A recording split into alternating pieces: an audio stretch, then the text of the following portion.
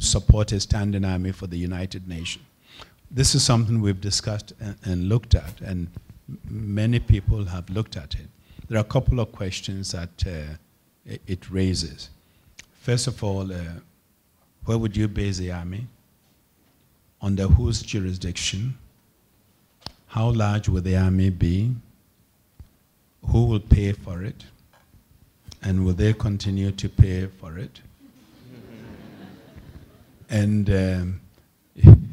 the other question is, once you have the army, let's assume you have an army, a standing army of 20,000, and it's a standby army, and we are still operating under the current peacekeeping arrangements.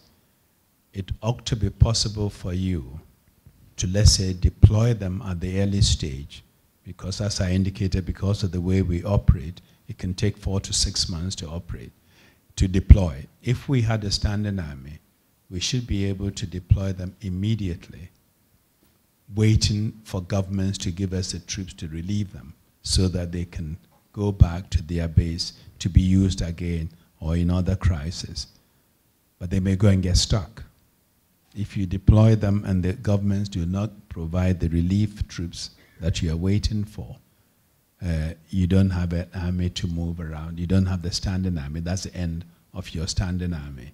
And the question of jurisdiction, the question of budgets. So whilst it will in some way makes our life easier, it's a very complicated proposition.